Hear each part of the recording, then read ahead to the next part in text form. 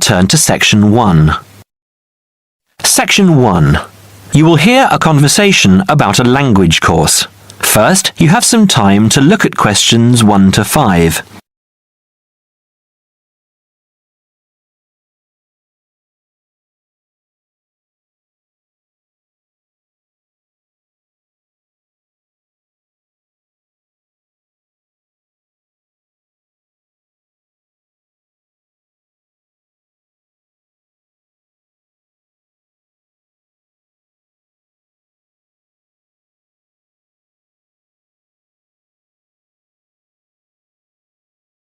Now we shall begin. You should answer the questions as you listen, because you will not hear the recording a second time. Listen carefully and answer questions 1 to 5. Peterson, John Peterson. Could you spell that for me, please, Mr. Peterson? P-E-T-T-E-R-S-S-O-N. That's a double T and a double S. Am I right? That's right. Now, could I ask you where the course takes place? Well, we offer courses in Hamburg and Berlin. For your level, there's never a problem. There are always plenty of people for the intermediate classes. Oh dear. Does that mean that there might be a lot of students in my class? I wouldn't be very happy about that. No, don't worry, Mr. Peterson. The maximum class size is 12, but I've never known there to be more than 9 or 10 in a class.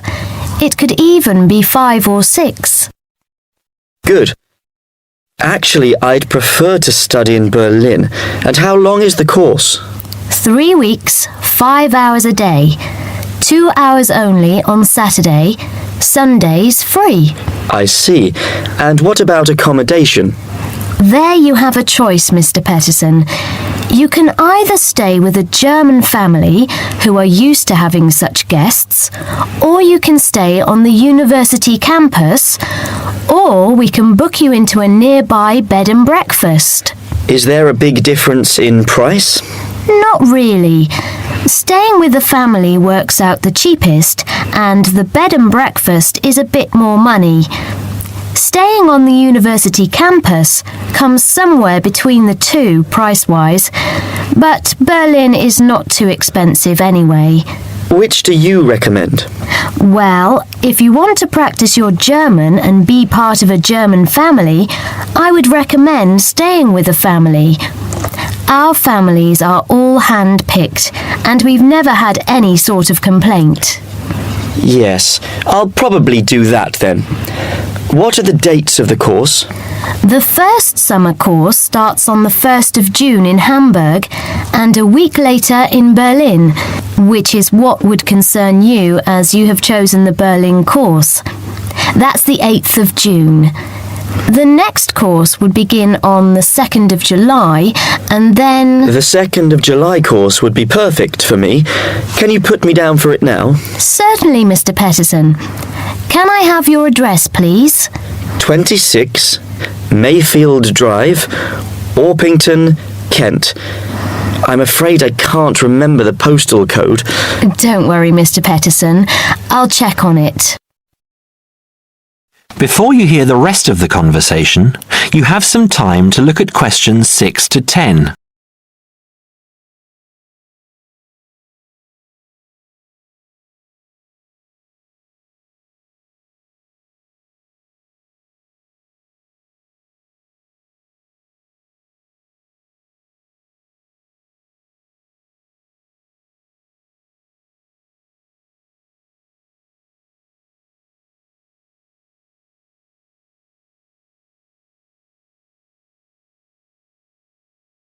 Now listen and answer questions 6 to 10. There are a couple of other things I'd like to ask. Certainly. What do I need to bring on the course? Well, apart from the obvious, you'll need our textbooks. I'll email you the name and publisher. You should be able to find it in your local bookstore. If you do have problems, call me or email me and I'll see what I can do. We provide the computers, computer disks, translation exercises, and all that sort of thing, but you will need a good dictionary. We recommend Langenscheidt, which is more than adequate for your level. You don't have to go and spend a lot of money on an expensive dictionary. Not yet, anyway. Maybe you will when your German reaches a very high standard. That would be very nice. Now, finally, what about the cost of the course? And how do I pay? Would you like to pay that in pounds or in euros? Euros would be fine. In that case, it's 550 euros. You can pay by credit card if you like. Oh dear, I'm afraid I haven't got a credit card. How else can I pay? That's not a problem, Mr. Peterson. You can pay by bank transfer. Fine. By the way, I forgot to mention I am a full-time student. Have you got a student card? Oh yes. Then that does make a difference, you'll be pleased to hear. You are entitled to 35% off the full price. And if you can persuade a few people to join you, it would work out even cheaper. How do you mean exactly? Well, for every 5 people you find, 1 goes free. In other words, if there are 6 of you, you get 1 free course. Of course, in reality, you would divide up the savings amongst you, presumably. Right. Well, I'll see what I can do. Thank you. Not at all, Mr. Peterson, and I'm sure you'll enjoy the course. There are, of course, sightseeing possibilities. Would you like me to send you our brochure describing them? Yes, thank you. I'd appreciate that. Anyway, thanks for your help. If I want to call back, who do I ask for? Susanna, I'm here most of the time. That is the end of section 1. You now have half a minute to check your answers.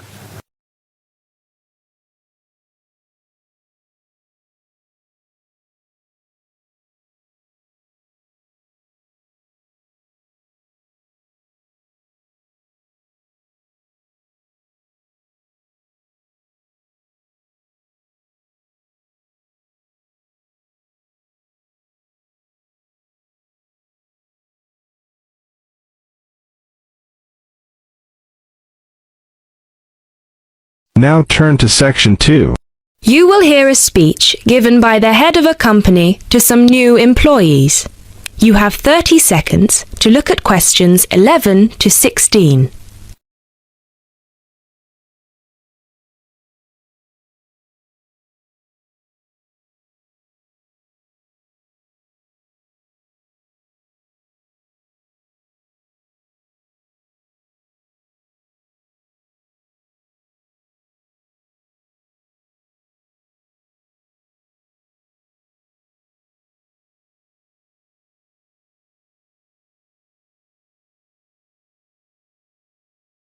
Now listen carefully and answer questions 11 to 16.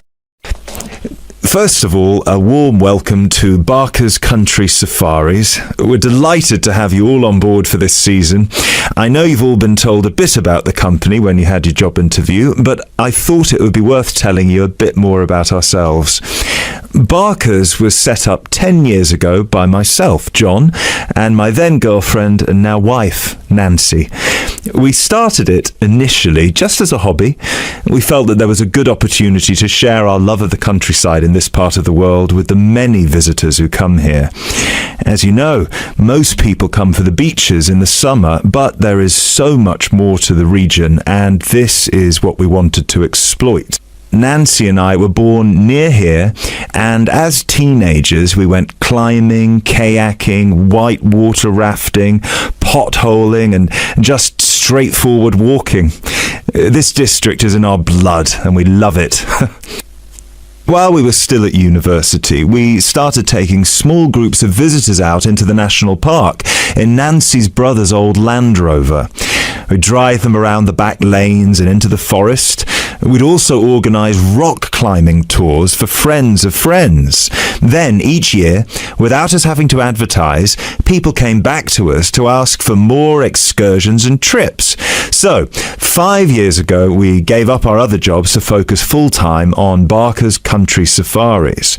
Now, 2 years after that, we set up the activity tour part of the business, and 1 year ago, we expanded into organising activities for school groups during term time. Obviously, this was a massive challenge with all the health and safety requirements, but it's proving a great success. You now have 30 seconds to look at questions 17 to 20.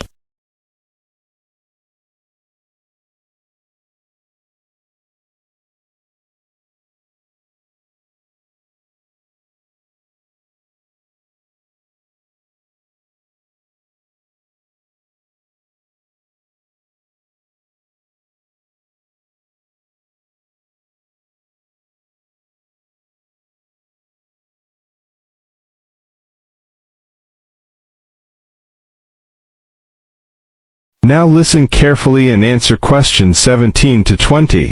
Anyway, we'll certainly not be dealing with school parties during the summer holidays. Our clients for the next 3 months are mostly family parties or groups of friends, and I'd like to talk a bit now about the tours we offer and what your responsibilities will be. Our most popular excursion is the Woodland Tour and Trail. Now, often this is sold out and we have all of our 10 jeeps in convoy with 8 people in each jeep. It's a lot of fun.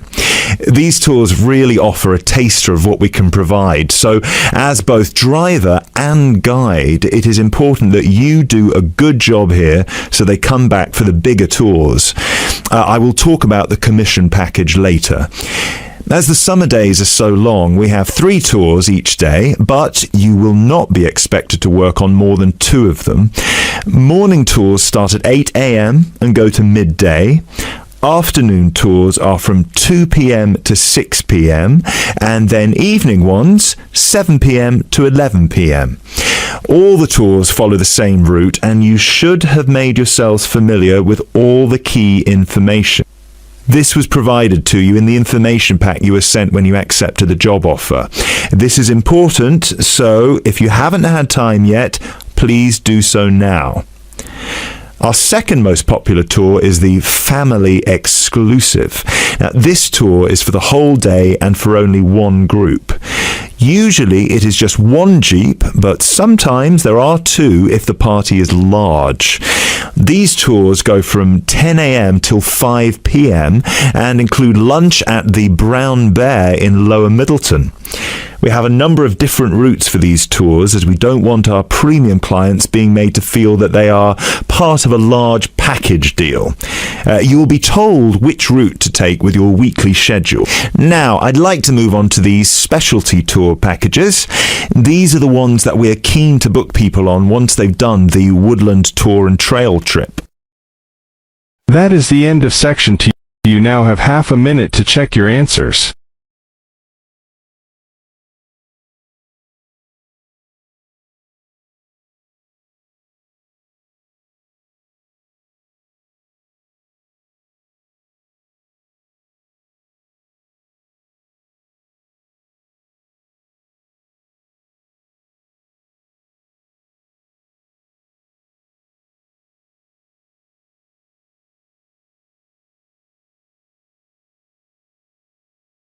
Section 3. You are going to listen to a conversation between 2 students and a tutor. They are talking about essays. First, look at questions 21 to 25.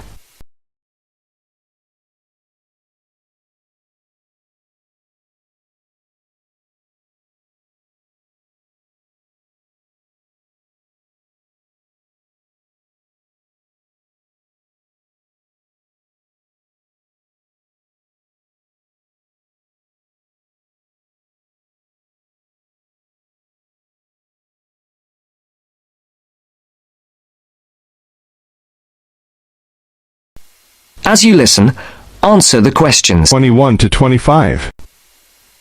So, Pamela, here's your essay. And, Carl, you've already got yours back.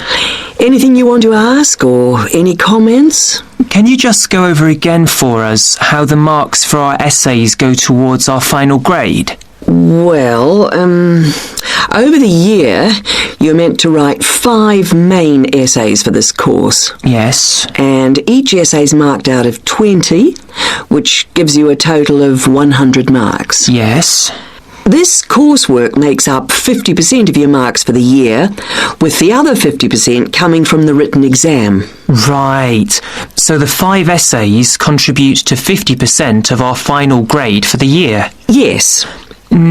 You gave me 18 out of 20 for this essay, which gives me a total of 9% towards my final grade for the year. And I wanted And to... with 14 for this one, I've got 7%. Yes, Pamela. Does that clarify it? Yes. Yes. We did have it explained to us at the beginning of the course. When? In the first tutorial. OK, I think we'd better move on now. About your last essay, have either of you any questions or comments? Before the conversation continues, look at questions 26 to 30.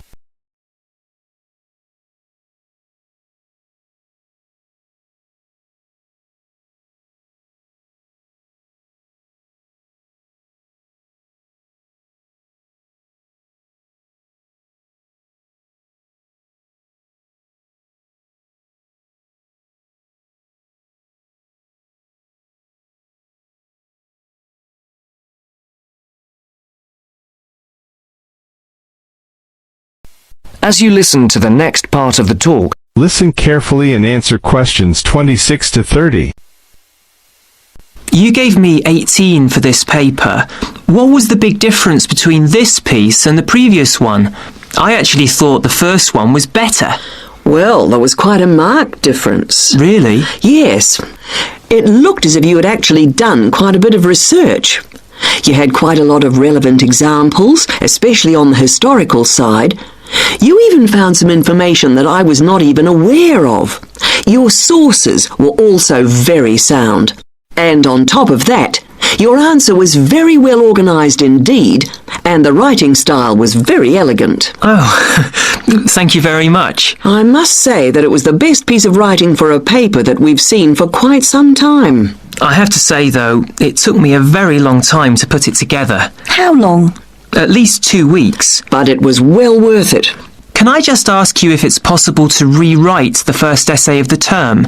It's really brought my average down. I'm sorry, but it's impossible. Is there no way to do it? I'm afraid not. OK. Right. I'll just have to try to do better than average on the others. And Pamela? Well, to be honest, on the whole, I'm happy with my marks. Again, your research was very good. And you gave quite a long list of source material, which was very good. I spent quite a lot of time on this essay, more than the others. Well, again, it shows. What about the organisation? I was a bit worried about that. Your organisation, I have to say, was excellent. Oh! But as regards your style... Yes? It is slightly too informal here and there. I think you need to tighten this up a little. OK. I only wish I'd put a bit more effort into the first one as well now. But I would like to know how I can get my marks up even higher. What do I have to do specifically? Well, your work could do with being more thoroughly checked. You have quite a few spelling mistakes. Yes, I know. If it's anything, I think it's the computer. Well, I'm not very good at typing. 2 fingers, really. And when I finish something like this, I find it difficult, even depressing, to go over it carefully again. But it's affecting your marks. Your previous essay was much better than this one. Look, sometimes it's difficult to follow what's being said because of the frequency of mistakes. A couple of years ago, the university authorities would have been more lenient, but now they're very hot on presentation and have been coming down heavily on things like grammar and spelling. In fact, I am obliged to deduct marks from every piece of work which is not handed in fairly free of mistakes. that's the end of section 3. You now have half a minute to check your answers.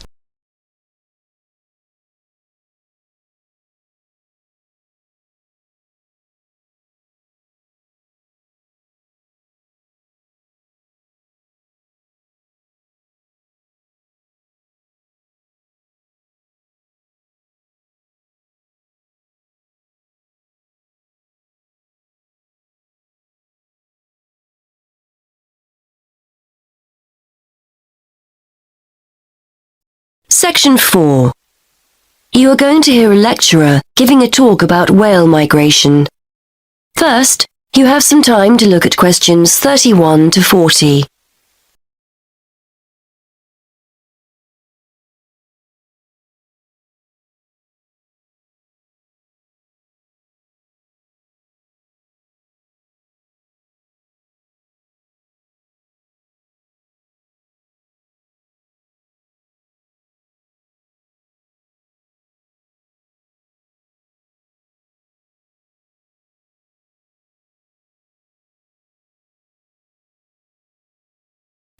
Now listen and answer questions 31 to 40. Today we're going to continue our investigation into the use of technology in plotting oceanographic migratory patterns. And I'd like to focus specifically on creatures that we didn't even realize existed until very recently. Pygmy blue whales. In particular, I'd like to talk about a high-tech method of tracking that researchers have used to find out more about these creatures. Pygmy blue whales, which are one of several subspecies of blue whales, spend their lives in the vast expanses of the Indian and Southern Pacific Oceans. They were first identified as a distinct subspecies in 1966. Before then, they were probably confused with the Antarctic or true blue whale, so it's only recently that researchers have started to learn about them and their migrations to and from their breeding and feeding grounds. Scientists are interested in pygmy blue whales because, although they are a very mobile subspecies, very little is known about their movements and their populations. Large-scale movements of whales are particularly hard to study, and what we do know about pygmy blue whales, we've mainly learned from examining whaling records. There are several populations of pygmy blue whales in the southern hemisphere and two main feeding grounds off southern and western Australia. Scientists were interested in testing their hypothesis that the pygmy blue whales feeding off Western Australia migrate to Indonesia to breed. To track the whales' movements, researchers made use of something called satellite telemetry. This refers to the use of a satellite-linked tag attached to a whale. When the antenna on the whale breaks the surface of the water, the tag communicates with the satellite system. The location of the whale can be determined when multiple satellites receive the tag's transmissions, much like how the navigation system works on a mobile phone. Researchers receive this location data in almost real time via the project website, which allows them to track the movement of the tagged whale from many miles away. The use of these tags has enabled researchers to discover that pygmy blue whales do indeed travel northwards from the west coast of Australia in March and April, reaching the warmer breeding grounds of Indonesia in June. They remain there until September, at which time they then return to Australian waters. In addition to identifying the migratory pattern of this particular population of pygmy whales, research has also shone new light on the whales' feeding patterns. It's usually assumed that whales go without food outside of the summer, when they leave their feeding grounds. But interestingly, the pygmy blue whales studied travel from productive feeding grounds off Western Australia to productive areas in Indonesia, and therefore probably still have the opportunity to feed whilst they're in their breeding grounds. It is hoped that mapping the migratory movements of the pygmy whales will help conservation efforts for these endangered animals.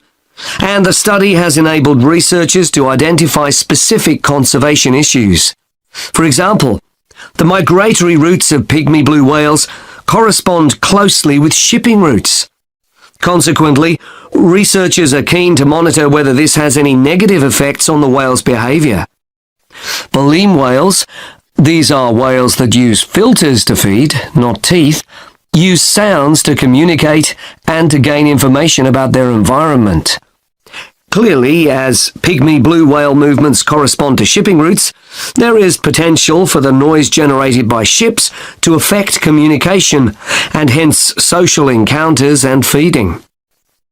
Previously, researchers could only hypothesize that pygmy blue whales occupying Western Australian waters travelled into Indonesian waters. Now that this hypothesis has been borne out by evidence, conservation efforts can be undertaken in a wider area than just Australian waters. However, scientists aren't stopping here. A question mark still remains over the movements of the pygmy blue whales that utilise the feeding grounds further south, off the southern coast of Australia. Genetic evidence indicates that there is a mixing taking place between the population of whales in the feeding grounds of Western Australia and the population further south. Researchers are keen to discover whether the pygmy whales from the southern feeding grounds follow a similar migration route to those from the west coast, or whether they migrate to the subtropical region to the south of Australia. As a result, there are plans to tag the pygmy blue whales further south in order to find out whether they move through the same areas as the western population and are therefore exposed to the same risks. That is the end of section 4. You now have half a minute to check your answers.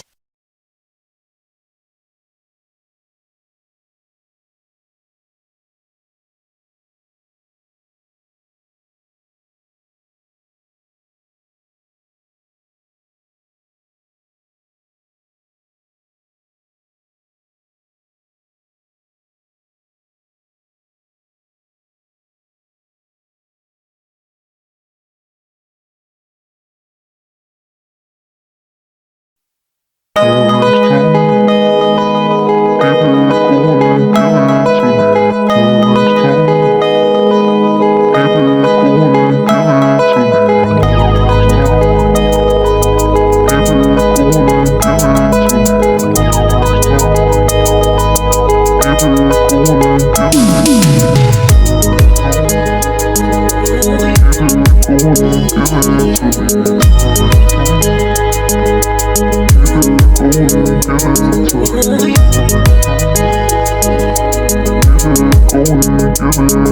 it to me.